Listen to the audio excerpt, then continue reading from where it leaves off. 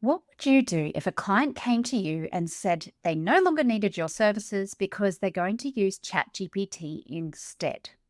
This is the situation today's guest, Anna Pista, faced recently. If you don't know Anna, start getting to know her now. She is the founder and CEO of Ardent Communications based in the Philippines, and she's a seasoned PR expert with more than 2 decades of experience, having honed her skills while working for big companies like Hewlett Packard and Microsoft. She played a pivotal role in transforming Ardent Communications into the Philippines' leading technology public relations firm. Now, Anna's contributions to the Global Alliance for Public Relations and Communication Management have been nothing short of groundbreaking. In 2024, she became the first Filipino elected as a director of the organization, which highlighted her commitment to advancing the PR profession worldwide. She is a dedicated advocate for the advancement of public relations and has been a key player in shaping the future of the industry. Anna's tenure in the Public Relations Society of the Philippines, where she currently serves as the Vice President External, has solidified her reputation as a leader, while her role as a speaker at the World Public Relations Forum in China in 2023 also reinforced her status as an industry thought leader. I met Anna at the IABC APAC Fusion event recently in Manila, and I was blown away by her expertise and insights into the impact of AI on the PR and comms world. So I could not wait to get her on this show. In this conversation, we cover how to deal with clients who want to use AI instead of our services, using AI in our own practices, the ethical considerations, and so much more. If you work in comms, PR, marketing, or anything in between, and AI is encroaching on your world, you want to listen to this one. So without further ado, here's Anna. Hello, Anna, and welcome to the show. Hello, Mel.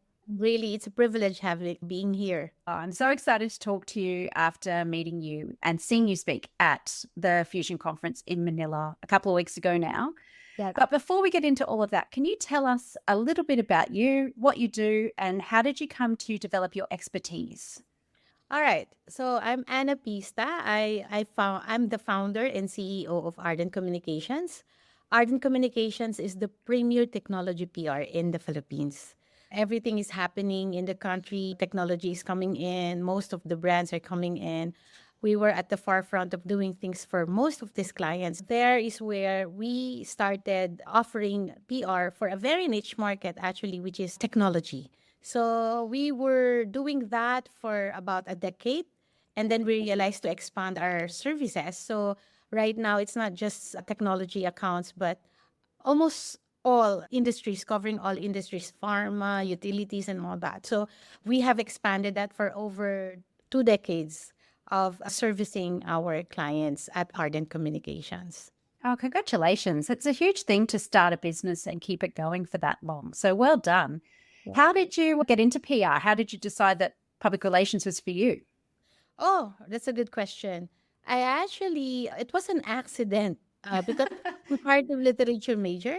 So I was wanting to teach in college, literature, English, stuff like that. And then when I graduated, a friend of mine was supposed to be interviewed in a Edelman affiliate in the Philippines already got hired. He called me and he said that, Anna, would you want to apply for a PR firm? And I said, what's that? What do they do? So am I qualified for that? And then he said, just go in an interview. Please take my spot because I'm already hired by another agency. So I did. And when I got there, it's like the interview became a conversation. You felt that it's your eureka moment that, oh, this is what I want to do. This is the things that I've been doing since I was little, taking the lead, doing script, leading the glee club and all that, doing programs and that, and then writing a press release, being a features writer of the school publication. So it's okay. This is cool. So I said, okay. And then I was hired.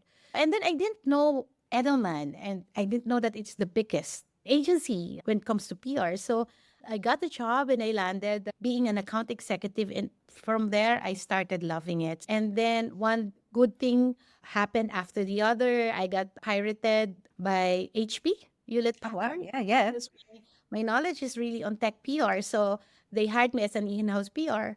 But then after 7 months, I said, I still want to be in an agency environment. So I don't want to be limited with just doing one account, but I wanted to do all sorts of accounts. I find it so exciting and exhilarating. So I resigned and I have no fallback. But then a group of friends of mine asked me to put up a publication business. And I said, I don't like publishing. So I'll go with you if you go with me with putting up a PR agency. And then all their faces light up. And I said, oh, I might have said the right word. So from there, we started, like we incorporated, we, we put up the agency, and then we've got the Canon Philippines as the first client of Okay, Ardent. great. That's awesome.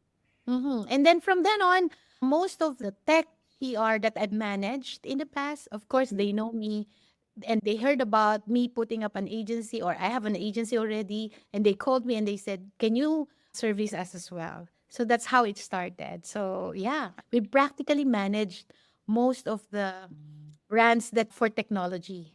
Yeah. Wow. Fantastic. And it is funny how our careers wind and shift like that, isn't it? Like That's I was the same as you when I started in internal comms. I was like, what's internal comms? Like, that's yeah. not a thing. What's Yes. change? What's that?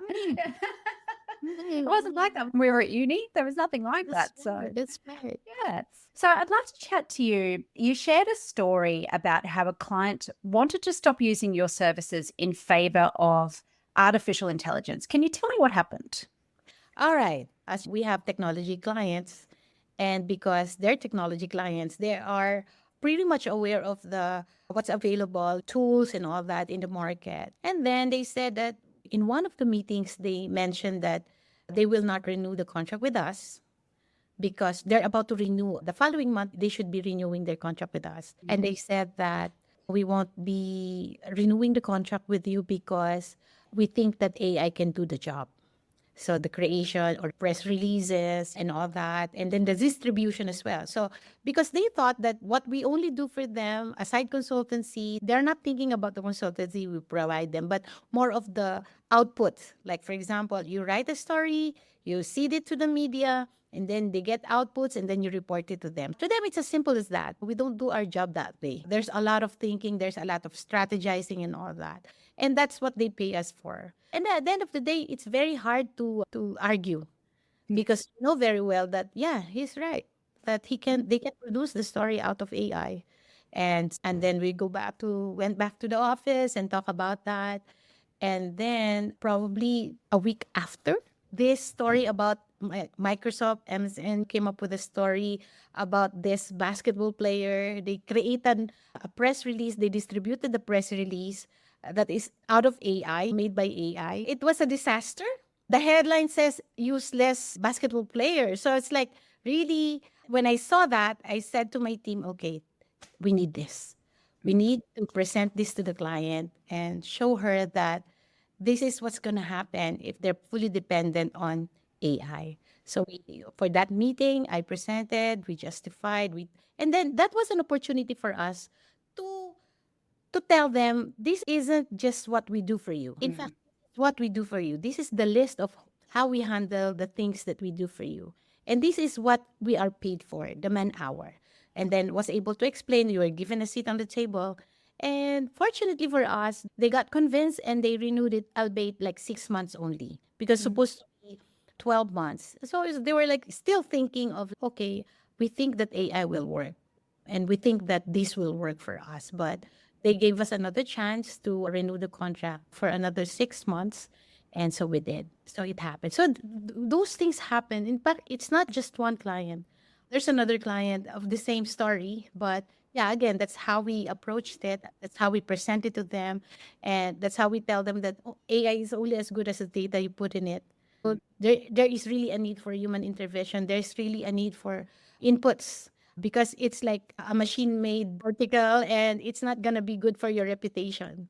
No, and I think that's a really good point, isn't it, around the reputation damage that can happen. And the article you mentioned, but there's also been some other really big examples of where people have relied on AI and it's done more harm than good, like lawyers and journalists and newspaper editors. And that reputation piece is just something they don't think about, do they? It's not their first thought. It's just how can we be cheaper and more cost effective? without thinking, actually, if we damage our reputation, that's going to cost us more in More. the long run. Yeah, Yeah. true. How does your team now use AI? Because obviously it's such a big thing. It's part of our lives every day now. It's only going to get bigger. And yes, you're advising clients to still have that human element, but are you yourselves using it and how are you using it? Yeah, fortunately for agencies like us, because we're agencies are mostly young blood. They are digital natives, and they pretty much know how to use it better than the Gen Xers, Yes. so to speak. But then the Gen Xers, the decision makers, are actually the one putting context, the right context to things that they do, the consultancy and all, because they aren't there yet. So they are very good at using AI. In fact, they're the ones in our office. Whenever there's a task that we are to do, they are the one recommending a tool. They're that knowledgeable. We can do a, for example, in one of the meetings, one of them said that we need to produce this video, and we only have 1 week to produce this, so we better put things together and all that. And then somebody from that brainstorming meeting said that we can do that in 6 hours. And then I was like, oh, and then I tried hearing from her and said, but, and then we have to get a person that can do the voice and all that. Oh, the AI can do all of that. In fact, you can choose this and that. I was so amazed. I didn't know of that tool. And Yeah. then she mentioned it. And then, okay, let's give it a try. And then, mind you, in 6 hours, the video was done. Yeah. Wow. Yeah. And I was like so surprised. And then she even asked me, what do you want to be the voice of this video? A girl or a boy? And then there's a rationale behind it. And then how young the voice should be, how it should sound. And then I have options. So I was like so amazed. And then I said, okay, for this particular client is the target market. So this kind of voice, and it should be female. Mm. And that was created in 40 minutes. Wow. We chose the voice, we chose the kind of voice and the tonality and everything, and then that's it. We finished with a video production, and we didn't pay for the voice, we didn't pay for cameras and everything else that usually it will take us 2 weeks to do. Yeah. Yeah. And it took us like 6 hours to finish that. But the of course the editorial synopsis, the how it should go and all that was done. That's when we put like a lot of time for that. But when it's ready, it can be produced in a video. In fact, 6 hours is quite long, because that's one when they're still asking me for decisions and stuff. But if they did it their own themselves and decide on their by themselves, then it's I think it's just 3 hours. So Wow. that's how technology and this AI is helping us. We work smart, efficient, faster, and with much lesser cost. Yeah, I love that example. And I think it points to the fact that AI it's getting smarter, it's getting better. I use it all the time myself too. Like in Canva, there's some awesome AI tools in there. I was playing with a new one this morning before we jumped on this call called Manus AI. Oh. And I asked it to create a animation based on a podcast script that I uploaded. It's not good. It's really not good. Because it's a trial and it's all Exactly. trial and error and practice. Exactly. Yeah. Yeah. And it will learn. Yeah, It'll get better. but Mel, you asked me about that. My take on that is that the young ones are digital natives. They can they know what tools, what are the available tools. In fact, they can select which one is cheaper, which one is free, which one is better. They can tell us on those things. But that's where we have to intervene in terms of how to put quality in what they do. Because Yes. they Yeah. still lack that. And that's when the marrying part happens. Like us, we might not be that knowledgeable or aware of all these tools, and we're not even actually the ones using it ourselves. And they're the ones using that because they're the ones working on the client and they're the ones servicing. But it's important that we should be the consultants and the one that tells them how to do it better, and the human side, how to humanize it. Because Mm. I myself, I can tell if the article they made is really Oh, 90% yeah. It yeah, sounds like a robot. yeah, that's right. And then, to be honest, it's harder to edit Mm. a an article that was made out of AI, because you know that they didn't their heart's not into that. And it's easier to edit something that you write from your own take on things, and then it's easier to edit. So that's where we are having difficulty on Mm. So it's taking us a while, but still, it's more efficient, faster, quicker. And as what our master class last week emphasized, treat it like an intern. I like that. If you treat it like an intern, it's like you tell them what they need to do, and what they need to provide you. And then it's easier to produce whatever you need to produce. Like it could be a campaign or an article or a research on something. So you are the ones instructing the AI, the tool, and you have to introduce yourself as who you are and what you need from him and create the right prompt. And then that's when you get the right detail that or info that you can use for your work. Yeah, I love that concept of treating it like an intern. I think that's very clever. Thank you for sharing that.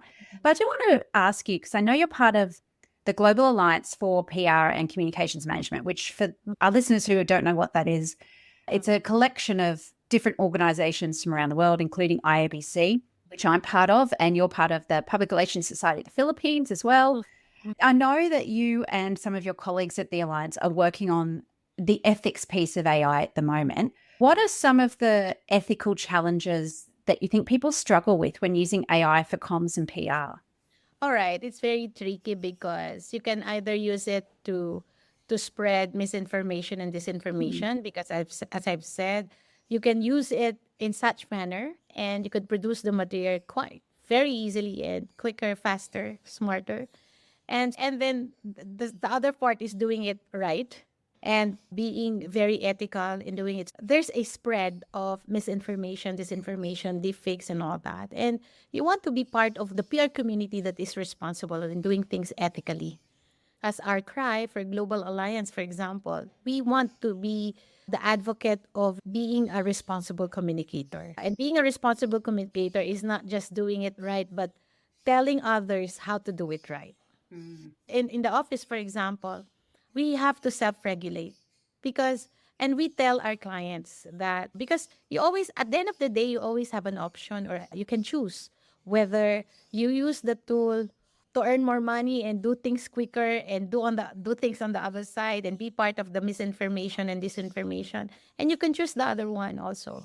And mm. of course, we're towards the ethical way of doing things. So Global Alliance is one of the organizations that pushes that principle of being a responsible communicator. So in the office, for example, especially in the Philippines, there's only cybersecurity and data privacy law. And you can really do deepfakes and all that. And Mm. you won't get criticized for it. And the sad thing is people wouldn't determine actually what which is deepfake and which is not somehow. Because they're not that critical with that. They just look and 78% of Gen Z's here, the source is actually social media platforms. So whatever you put in there, they are not there to say, oh, that's deepfake or that's not true, that's not. And so us as a responsible communicator, we should be watchful of that and we should be a proponent of like really protecting that, especially for the young ones whose source of information is the all these social media platforms. Yeah, in the office, we do self-regulation. For example, we tell the client, this is 90% AI. We Mm. tell right because we want to set the expectations. And then when we there's crisis, we tell them that this is not facts. And we tell them we are consultants and we tell them how to respond to that.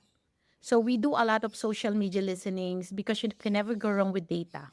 We practice outsourcing the right partners to provide us with the best social media listening tool and provide consultancies to the client relying on that social media listening tool that we did and the result that we acquired. So it's more on in the Philippines, honestly, at this point is self-regulation.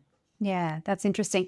And I think it is, and you will see this from being on the Global Alliance too, it is so different wherever you go in the world. Like in Australia, we do have the Australian government issued AI ethical guidelines, but they're not, nobody's held to account to those, maybe under other kind of laws or similar laws. But even now we are seeing, because we're coming into a federal election, there have been deep fakes pop up about the opposition leader, but they're on a platform not run in Australia, it's run out of China. So then you have this whole legal barriers across borders that you've got to contend with as well. And as you say, if people aren't educated in how to think critically about the content they're seeing and to be able to spot AI in action, then we have a really big challenge on our hands. Yes, that's right. That's right. Especially for the country, for our country, like the election is coming.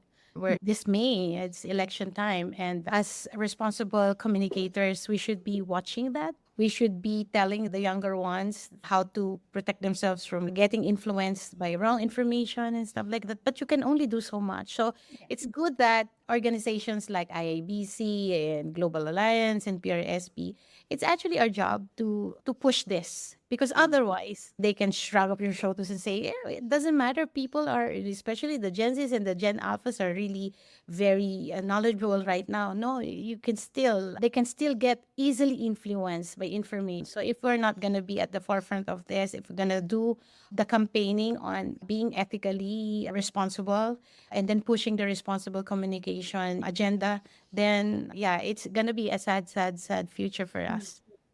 And I think you've just struck a chord with me there. We've been talking a bit in recent months about how you demonstrate the value of communication, particularly when you're in a business or to your clients.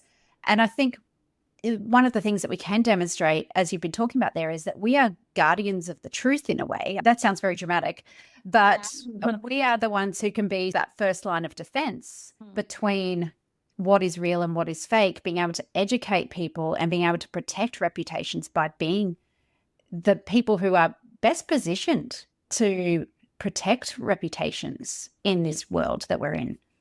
That's right. That's right. I've got one last question for you, Anna.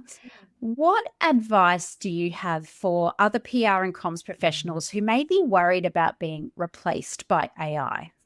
Okay. I always say that, again, AI is only as good as the data you put in it. So you're still the one that's putting the work out there. It's just a tool to help you out. Now, it's going to replace your job if you won't study and upskill, because another person would take your place, the one that who's knowledgeable about AI. So it cannot replace the job because it needs a lot of human intervention, especially with the works that we do. It's about reputation management. So how would you put reputation if we just depend on a robotics type of material that comes out of a tool? So it's still you that's working on that. And then obviously once you're using it, you would know that, oh, this is the difference. If you continue using AI, actually you would realize that, yeah, it uses a very common word. For example, journey is always there. Yes. And in the end, you would know that it's 90% AI, not really. It should be other way around. 10% AI and then 90% human touch. So it won't replace our job because the more likely we're the ones or originating doing things like this. But you will be replaced if you will not upskill and you will not learn the tool and you were not aware of the tool. Of course, definitely you will lose your job. In fact, in the Philippines right now, when we hire new grads, it's part of the thing that we look into the resume is the know-how in terms of using tools and AI, because we have to upskill. We have to know how it's being used so that you will be more, you can work smarter, faster, quicker, and more efficient. But it won't replace what we do. It won't replace the kind of effort and thing that we do for our clients, because all that we do is really from the knowledge that we put together, and the tool is just helping us aid is just aiding us to deliver that. Yeah, I think that's really good advice. Thank you. And I have 3 questions I ask every guest on the podcast. Are you ready for those? Okay. Let's go. Okay, first one. What is one of the best communication lessons you've ever learned, and how did it change the way you approach communication? Okay, it's always being truthful in what you do, and you can never go wrong with that, because, and you have to believe what you do. When you're a consultant and you tell a client of what they need to do, you should be believing that, and it should be something that you have really worked on as a consultant. And because if you do not believe what you say, then all else will fail. And it happened to me. For example, crisis, very well that this is what the client should be doing. But then there are some clients that are very stubborn. And then you would go with the flow because that's what he wanted. And then at the end of the day, he never listened. You never listened to what your mind is saying, that this is the approach to this. You never insisted it. You're not part in the discussion on the table. So what happened was it has become a much bigger crisis afterwards. So you have to trust your gut. You have to put it out there because that's what you're paid for. That's Yeah. what you have to do. So yeah, you just stand on what you know you should be doing and giving it to the client and make sure that they listen to you. And if they don't, then you are ready to tell that, okay, we said so. I love that. That's really good advice for anybody who's working either externally as consultant or internally and advising people in-house as well. Next question. What's one thing you wish people would do more of or less of when communicating? All right, that's a tricky question. They should be, again, it should be representing you. It should be you, authentic you. And in order to aid you with how you want to present it, you have to always study. You have to always back it up with research. And you have to be prepared whenever you do that.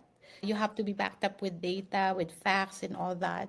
And then stand your ground and be very ethical and be very authentic. I love it. And I think authenticity in communication is something we often have to coach leaders in a lot as well, especially new leaders who aren't confident yet, but it comes across when they're not authentic. You can tell.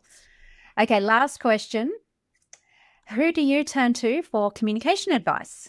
Oh, okay. Of course, that's the reason why you have experts in the field, organizations like IABC, Global Alliance, and you would only know that what you're doing is efficient and good when you are echoing that with fellow experts and communicators. So you should not be closing your doors with opportunities to work, collaborate, and do things with fellow communicators. And you should not stop yourself from joining organizations because it will help you see things beyond the four corners of your agency.